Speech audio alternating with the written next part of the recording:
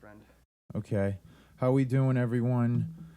We're a little late this week. We had another podcast that was planning on coming out probably a few days ago, but this moron in front of me apparently deleted it. But I'll blame his computer. I'll probably smash his computer later. Is this the same computer, Brandon? It is. All right. I'll smash it like in a few weeks or something. Like, I'll just put that aside. I will pull an Office Space on this computer. All right. In like 3 months at like 2 a.m. when I'm going to break into your house, I'm going to pull it. I'm going to take it out. I'm going to go to an abandoned field. I am going to dump gas on it, light it on fire, smash it with a sledgehammer, urinate it out, and then take a giant dump on it, and then bury it. No, I'm not going to bury it. There's going to be too much human feces and urine on it to bury it. I'll just leave it there. So screw you, computer. You're going to get your due, and you're not going to know when. But, Brandon, I'll forgive you. Thanks, buddy. All right? Appreciate that. You're a human. The computer is human, too. Kind of. Probably more human than we are. All right? So we'll move on, but yeah, we had a decent episode, but you know what? This one will be good too, and we'll all have fun. So Brandon actually found this for me because he's trying to make up for losing the last episode. So he's showing me this article called, well, it must have come out the other day, potentially. Rory McIlroy, he's saying, on nervy golf shots, there are 2 things you must do to succeed. Now, I don't even know what the 2 things are, to be honest with you. I am a golfer, as you all know. They have a tournament coming up tomorrow called the TPC. Well, it's called the Players' Championship, and they play the TPC of Sawgrass in Florida. I think on the east coast of Florida. I'm not sure where exactly, but there's plenty of golf courses in Florida. It's very difficult, a really tough course, water everywhere. There's like a couple of the 2 last holes. The 17th hole is an island green par 3. Literally, there's a little tiny piece of green grass surrounded by a huge lake, and they have to hit onto it. Not from too far away, but it's a really tough target to look at, and the wind can be blowing, and the pressure is going to be on the 17th hole. So that's a real tough shot. And then the 18th hole, the fairway goes out, and it goes to the left, but there's water everywhere on the left. So you're looking literally at almost like an ocean on that hole. So really 2 tough holes to finish. And so the 2 things that he says... So this first quote is, he says, it's trusting what you're doing and committing 100% of the shot you're trying to hit. Not to try to guide it, not to try to be too careful with it. All right. Awesome. This is exactly what I am working on now at the range. Mm-hmm. So I have my swing pretty much 95% where I want it to be, Brandon. So every time I go to hit balls now, literally all I'm thinking about is executing the shot. So this can relate to anyone doing anything at all in life, pretty much. So you practice something for years, months, weeks, whatever it might be. You practice for a game time situation. These guys do it all the time. So they're going to be standing over a shot this weekend that will potentially win them probably $2.5 million, a $20 million purse for this tournament. The winner is going to win minimum $2.5 million. So what they have to do is trust the practice that they put in for the past 20 freaking years of their life. Literally, all you're thinking about is executing the shot. So you get your alignment, you stand over the ball, and you're literally just watching that little white ball, trying to make that perfect swing, and watch the club face come through the ball with your head down, glued to it, and let it go right through. And a lot of the time what will happen is, if you can just think about execution on the pressure-packed situations, you'll hit really good shots, and you might even hit the ball further because of extra adrenaline. So you might have a little extra adrenaline in that shot if you're really just focusing on that execution. And Rory certainly knows about it. He hasn't won a major in a long time, but that's great advice. And it's clearly, it's sort of like, duh, obviously I have to execute. But no, think about it. Actually, just think about making a nice golf swing over the shot. And that's really good advice. And that's what that's called, is trusting your swing. And that's what Rory said. All right, and here's the other thing. I think the other thing he says, let go, swing freely for the fences. You may find more fairways along the way. So is that number 2? Yeah. So there you go. I just said it. You might find yourself swinging harder due to that execution, or thinking about execution. You'll end up hitting the ball more on the center of the club face, and you'll actually probably swing harder. Now that could actually get you in trouble. You could hit it over the green on your second shot, or into the back of the green. But put it this way. Are you better off hitting the ball to the back of the green, or a little past the green, or short in the water? That's your choice. Right. There you go. So pretty good advice from Rory. He's a great player. And the thing with Rory, he's very, very opinionated, and he likes to speak for the other players on tour. I think even some of the time he thinks he might be speaking for other players, but he might not be. Like, he literally complained last week about, oh, I felt like I was punch drunk out there. The conditions were so hard. The greens were rolling so much, and the wind was blowing like a hurricane. But it's like, Rory, you're playing for $2 million. People are throwing money at you to swing a golf club. And the other thing is, all the other players in the tournament, they're playing in the same conditions that you are. Even though they might have complained too, a little more silently or amongst each other, you did it on the pedestal. You complained about it. But here's the other thing I mentioned the other day to my buddies at the range. I said, if Rory had won the tournament, would he have been complaining? Probably not. So he could have won, but he had 2 bad days on the weekend. It's like, well, Rory, you won, so if he won the tournament, he's going to be like, God damn these conditions, the humanity. Oh, I had to play like that. I nearly cried on the 18th hole. It's like, Rory, here's $2 million cash. You feel better? Yeah. A little bit. Yeah. When I deposit this check, I'll feel a little bit better. Yeah. So at the end of the day, I respect the guy. But you know what? Don't complain so much. What if you worked in a freaking coal mine, in a Chilean coal mine, and you got fucking trapped down there for 15 days? Or if you just had to punch a clock working in a coal mine every day. That would suck, Rory. So I need you to know that I like you. I think you're a great guy. But just do your job and don't complain so much, all right? But good advice on that article. I liked it. We'll move on because I'll keep talking about golf for like 4 hours. And it ain't a golf podcast. It's an unpopular opinions podcast. Hey, that might be an unpopular golf opinion. You never know. That might be. Yeah. Still fits. Uh-huh. Hey, pick your poison. Here we go.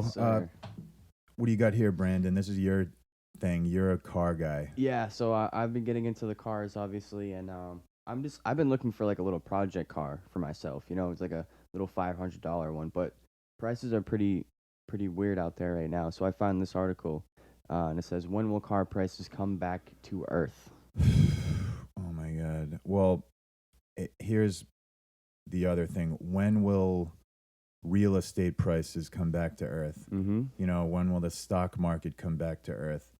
All of this stuff, it's like you can see the inflation going on here. And with cars, from what I've heard in the past, literally since COVID, they've gone up crazily.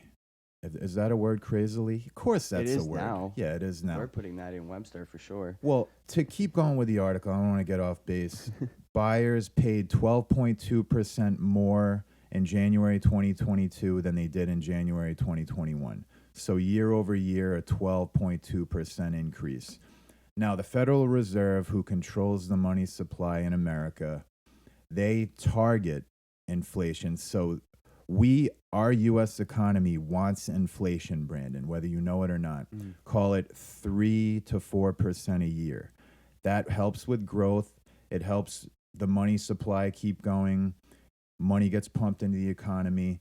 So they want that because it helps with growth, but they don't want 10, 12, 15% year over year, because that means in a lot of inflation. That means kind of borderlining hyperinflation, which can mean that prices can literally get exponentially out of control if they don't rein it in. So the Federal Reserve talks about interest rate hikes, and then people argue against it because, then the economy will come to a standstill and people won't borrow money anymore. But they have to raise rates up a little bit, and that can hurt, prices of things. But in the long run, it's good because inflation doesn't run away. Now, I wish we had a stat for what buyers paid in January 2021, because I'll bet you there might have been a 10% increase from 2020 to 2021. Either way, I'm sure there was. But this is pretty crazy, a 12% jump. And what do they do, Brandon? They blame COVID. Why? I mean, how much longer can they? Obviously, you can blame COVID because of all the testing policies that we had. Whenever you got a little sick, you had to take a test, and then it was 2 weeks you're out of work if you test positive. And they shortened it now to 5 days. Next, what are they going to shorten it to? 5 hours now? Yeah, 20 minutes. It's like no virus can leave your body in that short of amount of time. Yeah, 5 minutes. And it's over. All right, yep. He's back in work. The threat is over, everyone. Mikey's coming back. It's been 5 minutes. He had a cigarette. Yeah, he took his COVID break. Yeah, he doesn't even smoke, but he had a cigarette, and now he's cured. So they keep blaming COVID. Oh, and now the Russian invasion of Ukraine are all parts of the problem. So they love blaming things now. So COVID, Brandon, is not going to be to blame anymore. Yeah. Really, it's going to be Russia, Ukraine now, because COVID is dying out. They need a scapegoat for everything. If you want a car, think ahead to 2024, a date when analysts told Colin Driver things will be leveling off somewhat. Think ahead too and plan to do research and then order the vehicle you want. Just don't give up. Cars are still as awesome as ever, and that won't change. That's what they're saying. He's saying think ahead to 2024. Prices could be even crazier then. Right. So what is my advice for people looking to buy into the stock market now, looking to buy a house, looking to buy a car? I think you have to do your best to find something of decent quality at a decent price. You just have to, I think, bite the bullet and pay. But don't reach too much for anything, but waiting a year or 2 years to buy something, that could be a gamble too. Yeah, I've been hearing that with the housing market, man. Like, I've been trying to find an apartment for the past couple of years, and everyone tells me, like, just wait, it's gonna crash, and it's like, yeah, me too. But you know what they said, Brandon? It was, call it early to mid 2020. That's when I was looking for my own place. Didn't buy anything, came close to buying a 2-family, didn't happen. And then what did people tell me? Oh, wait till early 2021, you'll be fine. Prices went up more. And so now they're saying, now it's 2022, all right? And prices are up even higher. Now people are saying, wait till 2023. Oh yeah, the stock market and the real estate market are going to come down in 2023. You know what? That is bad advice. You have to look for value out there and try to find it. Really go through every auto trader type thing. I'm going to plug Auto Trader here. Anything where you can buy a used car online. Look out there, meet new people, get in chat rooms and try to find a deal or go, hop from dealership to dealership and try to find a deal and then just pull the trigger, because odds are the price of that car that you buy now will be worth more in 2023, even though you're paying more now. Seems like it. You can't just say, I'm going to wait 2 years. Who has 2 years to wait? Nobody. So that's all we can do is roll with the punches right now. And I don't want to say try to make more money, people, but we have to. I mean, I'm at that point too. You have to do what you can to invest your money and make more, invest more, budget more. So everyone, good luck. But just be careful with your cash and try to make some good purchases if you're going to spend it, I agree.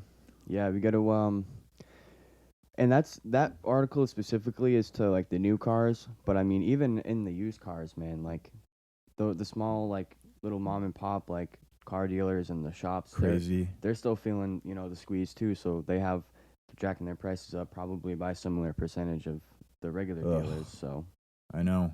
It's hard to find it, man. Yeah, it's a tough deal for everyone because dealers don't want to raise their prices too high to price people out, but they also have to make a profit, just like restaurants. Right. We don't want to raise our prices at the restaurant too much, but because we don't want people to stop coming there, but also we can't operate unless we raise it to a certain number. Right. So it's tough on everyone. We just have to all deal with these, I don't want to say small, but moderate price raises. We have to deal with it as a population here. So speaking of money, this article I found on Lou Rockwell, one of my favorite sites. It's called the End of Cryptocurrency Coming? ? Is the end of cryptocurrency coming? The funny thing is, this article is not really even about crypto, but he talks about it in the beginning. Now, not everyone knows, but a lot of people know because a lot of everyday people like me and Brandon have invested in crypto, and people have made a ton of money and lost money. Crypto prices, we'll call it Bitcoin. Bitcoin is the number one crypto that people know about. Crypto went through the roof a year or two ago, and now it's been coming back for at least a year, fallen in price. Call it 25, 30, 40%, 50%, gone way down. So crypto is supposed to be unregulated, or it was unregulated. So now with this Russia thing going on, the news is out that Biden is going to sign an executive order regulating cryptocurrency because Russia can use it to circumvent sanctions.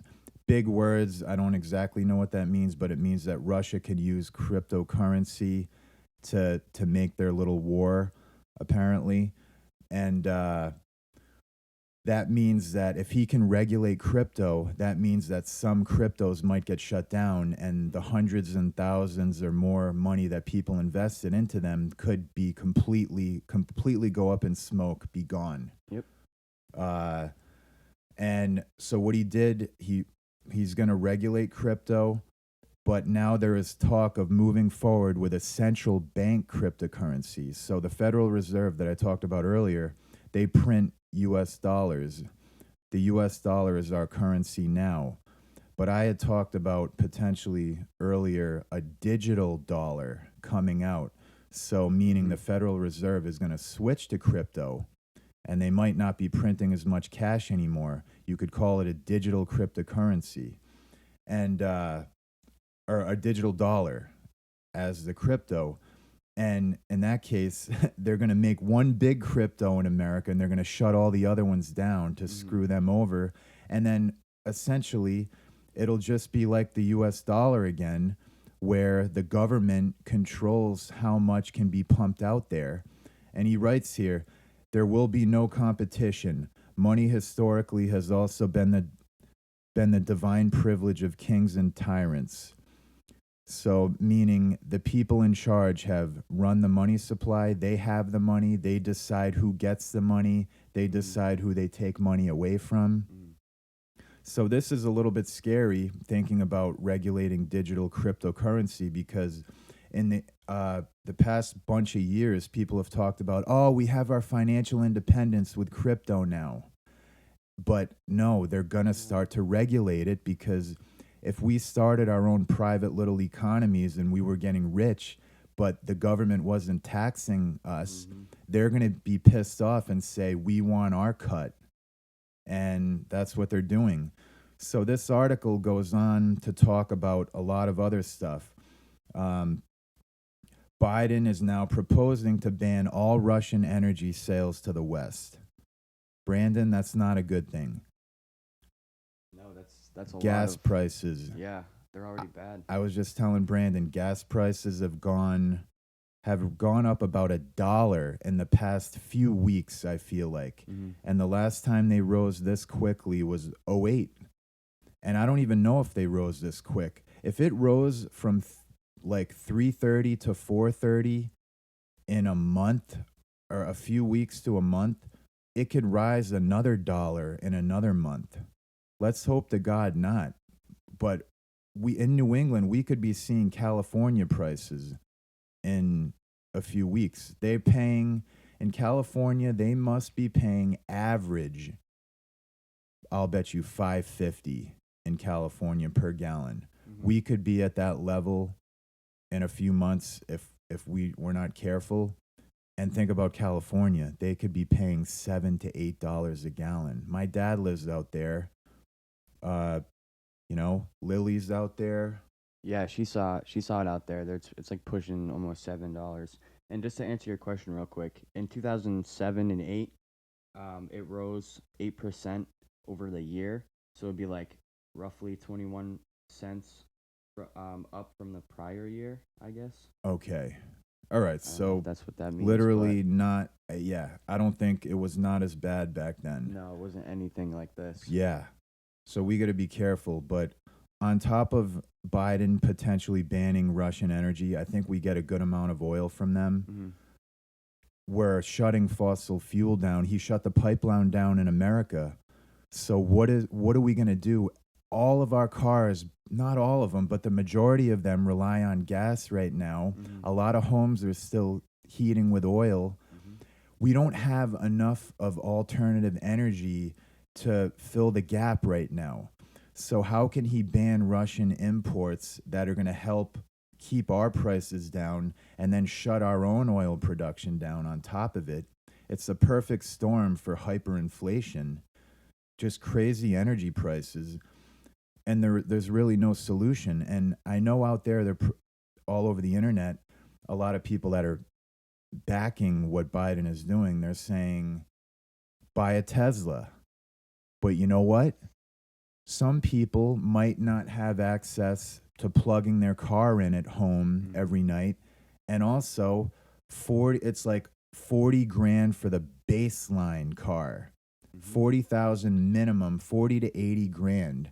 You think now if you get a family electric, if you have a family of 5, you're going to want a bigger type of SUV. Right. 70, 80 grand for the electric. It's not feasible right now. So we don't know what is going to happen. Not only that, if you get an electric car, there's only like 4 or 5 Tesla like dealerships like in the world, like in the United States or something weird like that. It's only a couple. So like, how do you think it's going to get to you? It's going to be brought to you on a giant truck with like 12 other cars on it that's run by gasoline. And it's, Exactly. Yeah. And the other issue is that there aren't enough electric charging stations out yet. So if you're doing a trip, you really have to plan. You have to do a shorter trip, or you have to call up and make sure there's an electric charging station between you and your destination. And on top of not having enough charging stations, they don't charge very quickly.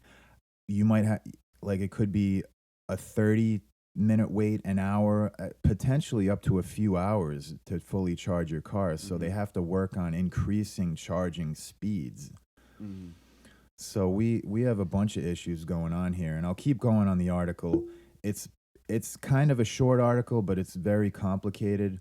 Now, the next part, Macron, call him, he must be the president of France or some type of higher up in France. Macron, he's been around there for a while.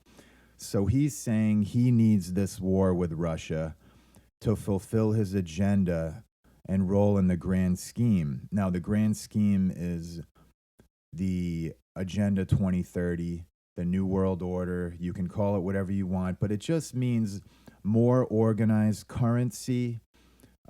Everything is more regulated in the world. You know, we were talking about the medical mandates before. The medical mandates have kind of gone away, but he wants to unify Europe. Now, as a lot of people know, Britain left the EU about, call it 5 years ago. Now, you know, my numbers might not be perfect, but Britain left the EU because they didn't like financially what was happening to them and all the other rules and restrictions. So Macron now is using the Russian war to try to solidify the European army. He doesn't want to be bound by NATO rules anymore, and he wants to prevent other countries in Europe from leaving the Eurozone like Britain did. So every conflict in the world, these world leaders, they exploit conflicts to further their agenda. So he wants to more unify Europe. And Macron, I think Europe is kind of in cahoots with America. They really want Americans, they want America to be not part of the EU, but they want to make sort of a one world currency where we're more connected to Europe. We're more, we'll be more connected by trade agreements. We'll have a unified currency. You know, they want that. It's going to be hard to instill in America, but this is the end game. All of these world leaders are, quote unquote, working together to really increase their own power. So they want the governments to have more control over more people. You know, it's pretty clear. It's clear if you've done a little research and you can connect the dots. So if you want to keep going down here. So yeah, they're using the war with Russia as an excuse to create a new world currency, to more regulate what Americans and Europeans are doing with their energy. You know, they want to know, they want to have control of basically how we all live our life because it makes them feel warm and fuzzy inside to have that control. And I knew this would be a real long, tough article. So next point. So we have private companies now throwing Russians out in every context possible. So Russians are now the Jews of Germany of the, 1920s, 30s, and 40s. And there was actually a thing that happened in New York. They're talking about shutting Lukoil gas stations down because a lot of Russians own Lukoil gas stations. I mean, come on. It's how are you going to blame a Russian immigrant to America? It's like he likes America. He moved to America. You're using him as a scapegoat to frickin' further your own agenda. I don't agree with it. I don't agree with that either. It's very sketchy. Yeah. So basically everything that they're talking about on CNN about the war in Russia, like you said, what was the war really about? Putin is worried about... Yeah, so I think his excuse was that he's protecting the people from a genocidal regime. Yeah. You know what? That's all fluff right there. Right. They want more power, more control. Now, whether Putin, I don't know if Putin wants to go along with this great reset, Brandon. So they also talk about in the article, if the great reset kind of went through, it would be splitting the world in half. So you'd have basically Europe and America as a superpower, and then you would have China and Russia kind of split apart. And the people in the West, Macron and the big leaders in America, they don't want that. They want China and Russia to go along with what we're doing. But it's like, why not let them do what they want? I mean, we're nowhere near them. We should be able to get along with them without having to go to war over this stuff. Let them deal with it. Let Russia deal with the Ukraine. Okay? I don't know everything going on, but I know that we can probably hash this out somewhat peacefully. You know, let Putin ride shirtless on a frickin' pony in Russia and don't bother him anymore. Let the Chinese emperor, let him have his big Buddha belly out. Are they Buddhists? No, they're not Buddhists. But let him do whatever they do for fun there. Right. You know, eat, you know, frickin' noodles and little healthy vegetable. I eat vegetable and rice. Oh, yeah. You know? MSG. Yeah. Let them do what they want. They're becoming a superpower of their own. I think the U.S. and Europe should focus on just getting stronger on their own and forget about these global wars. Because you know what, Brandon? They're only going to cost us more money. We already know Biden is sending billions over to Russia. Right. So I have a question. So you have all these globalist elitists, right? Yep. And they're out there. They always come into money. They always have the most money, the most power. Do these people ever work? No. Do they go away, basically? Will it ever be lined up to a point where instead of all these moral degenerates that we have as the elites, that maybe people like my age or younger who get to peel back the curtain a little bit, see what goes on, do those people ever replace these people? Yeah, Brandon, I wonder that all the time. And we covered the article enough to now where we can talk about the big picture. Yes, I think they will go away. Call it 50 years. Now, the number one person on Earth right now that is peeling the curtain back a little bit, and he has to go along with them, but Elon Musk is the guy right now where he is one of the most rich and famous people, smartest people on the planet. Okay? Even Mars, for Christ's sake. He's a celebrity on Mars, the guy. He's so cool.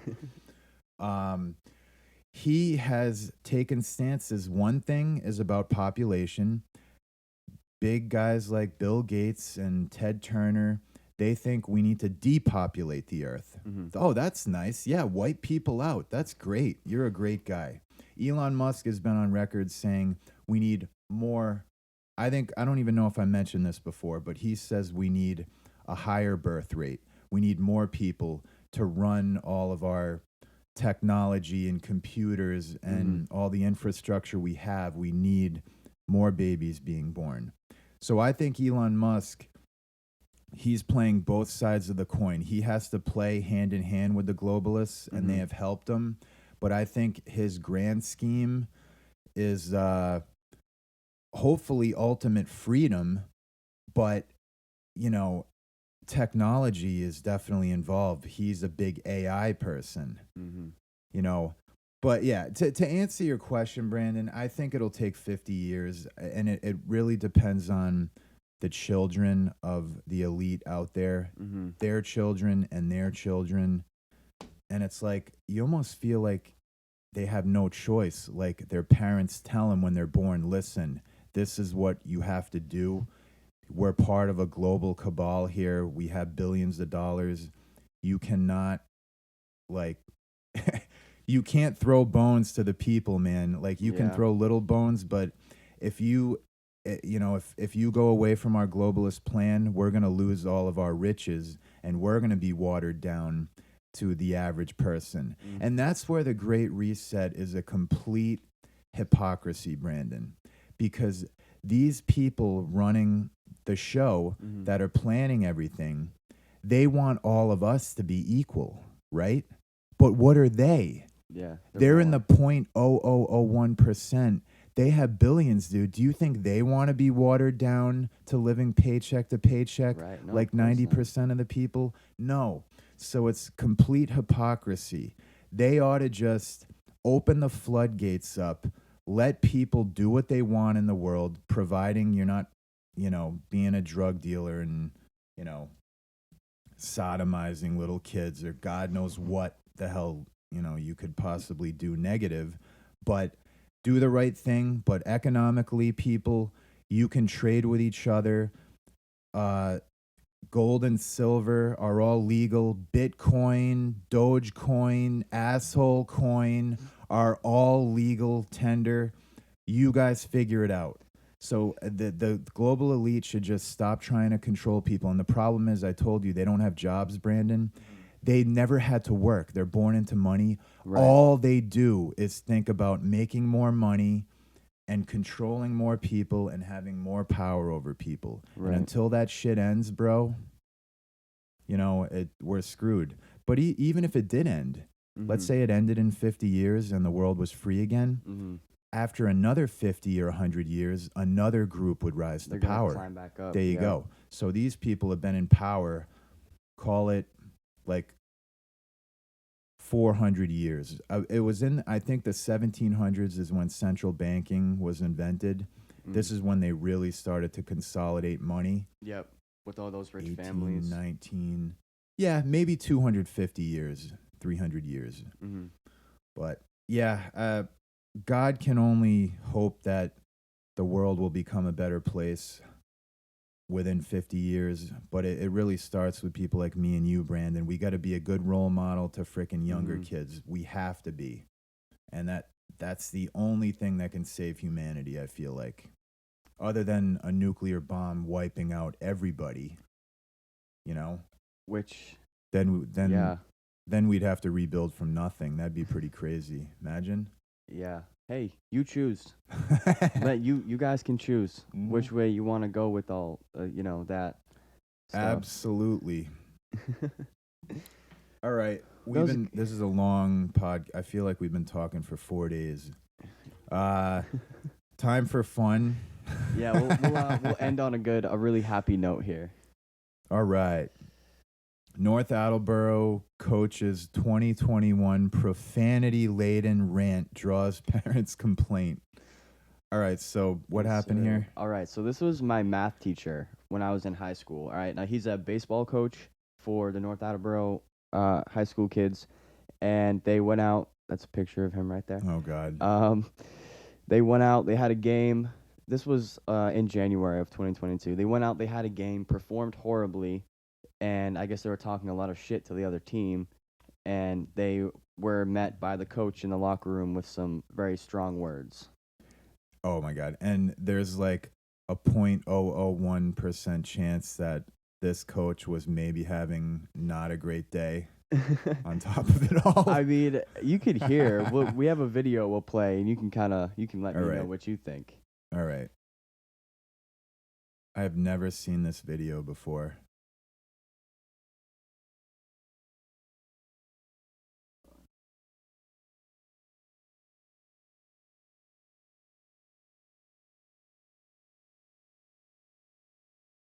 Yeah, well, here we go. Absolutely fucking embarrassed. Oh, man. A lot of tough guys on the team when Dennis is on the mound. I don't know if you guys realize, but you got your asses handed to you the other day versus Attleboro versus an inferior pitcher. Wow. Tell them how you really feel, Coach. We got a lot of juniors on here who think they're fucking good ball players. What?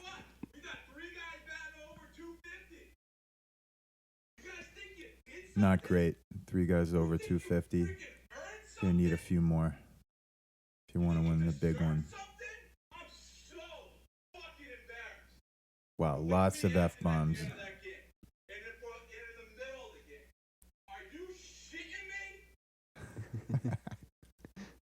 Wow. So he just goes on like this? Yeah.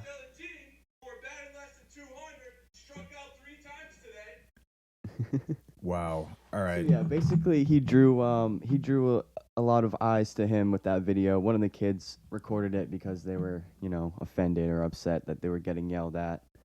And now it's going viral. I mean, this guy, at least he's talking to high school kids, because let me tell you, when kids are real young, you don't want to like traumatize him, I feel like, but when you get to that age, you kind of need some tough love. And I'll bet you the team was probably slipping away from him for the past few weeks, and they were misbehaving. He didn't say anything. Mm-hmm. And then it all came out like a freaking flood after this game. And I've been there, Brandon, where you hold shit in for so long, it all comes out. You can't control it once it starts coming out. That's it. It's like holding a pee for like 3 hours. One time I was driving over the JFK bridge. An hour and a half, I sat in traffic. I had to go. I held it that whole time, dude. And I had a bottle, but you know what? One bottle is not enough. It wasn't a big gulp bottle. Right. Yeah, you can't cut off midstream and either. you can't cut off midstream. So that's essentially what was going on with this guy, just spewing obscenities at his team. Yeah. I guarantee you they deserved it. Mm-hmm. Could he have handled it better? I think he should have dressed up as like a dominatrix guy with like leather chaps on and had a whip, dude, and just started whipping the kids. Whoopsh, whoopsh. Jimmy, you ever gonna miss that fly ball again? Whoopsh. No, coach, please, God. You're tearing my skin. Oh, I love it. You don't deserve intact skin, you little bastard. Bleed. No, he shouldn't. He should have. I think he should have avoided all the obscenities, Brandon. I think he could have talked to them in his inside voice. Because you know what? Put it this way. If someone's really disappointed in you, right, and they scream at you, just scream at you, and you're like taking it like the onslaught, you're like, oh my God, when is this going to end? Does that have a better effect at getting the point across than if, let's say I was really mad at you and I just shouted obscenities at you for 5 minutes, or I could be like, I'm really disappointed, like, whatever, bro. I'm so pissed off. You have no idea. Like, do whatever you want. He could have come into the room and been like, guys, I don't know what is happening with you, but I'm really disappointed, and I don't even know if I want to be your coach anymore. You know, that would kind of be like a little threat, but something related to that where like, I'm just so disappointed. I have nothing to say. Go home. You know? Yeah. So honestly, that like passive aggressive kind of like, I'm disappointed. That probably would have worked maybe like 10 years ago. And I honestly think these kids are so different that they're like more cold to where they're like almost, they don't really care that it affects your emotions that way. It's more, and I think they're still kids, so they're a little more self-centered in the fact that like, oh, he's yelling at us. So I don't know if they really see it that way. But but you think it worked. You were saying what he did, this bad cop yelling at him. Probably. I mean, think maybe about it. Maybe it did. Hopefully it did. The weaklings were probably like, I'm out of here. And then the rest of them probably like, oh, fuck, let's get our shit together. I know personally, Brandon, being yelling at me does work. If someone fucking screamed at me and they were right, I would contemplate it, and I would probably cry for a long time. All right. But I'd be like, I'd look in the mirror and I'd be like, yeah, you're freaking right. And hopefully they did that to him, because I don't think he lost his job. No, he's still there. He's still going strong. Yeah. Yep. Yeah. Wow. Well, the guy almost like reminds me of me, kind of. I'm like looking at him like that could be me when, like, in a few years, coaching the golf team. Yeah, imagine. I would love, oh my God, I would love to see you as a golf coach for high school. Oh my God. And freaking little Billy Bob, he misses the 3-foot putt at the end of the tournament and we lose it. Yep. And then I have the locker room speech. Yeah, that you're on here. Oh, shit. Well, hey, Mr. Hart, if you're listening, come on the podcast. We'd love to have you. Yeah, my friend, I'm sure you are listening. I'm sure you're a little embarrassed that you were on the podcast in a not so positive way. Yeah. But you are always welcome. And you can yell at me anytime you want. And don't hold any of the F-bombs back, my friend. So yeah, we had fun today. We had a nice long one. Hopefully everyone's still with us, but We covered a lot. The world is going crazy right now, and I want people to think, unlike the government, think on a local level and think about your friends and family. Reach out to your friends and family. Try to strengthen local bonds in your community. Go shop at local businesses.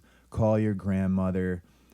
Help a little old lady freaking cross the road, and if you rob her, like, leave $20 in her wallet so she has something, you know what I mean? But no, literally, just try to be a good person and think about who is around you, because we don't live in Russia and the Ukraine. We live in America, and we want to strengthen our bonds here. And I love all of you. Anyone who even listened to 2 minutes of this, I love you.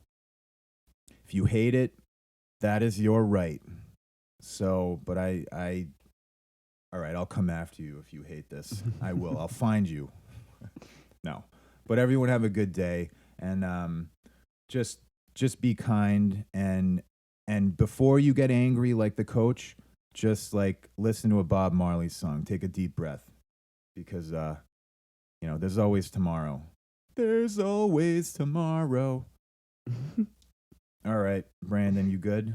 We are all set. Thank right. you very much. Unpopular Opinions Podcast. Check it out. Take care, my friends. Bye.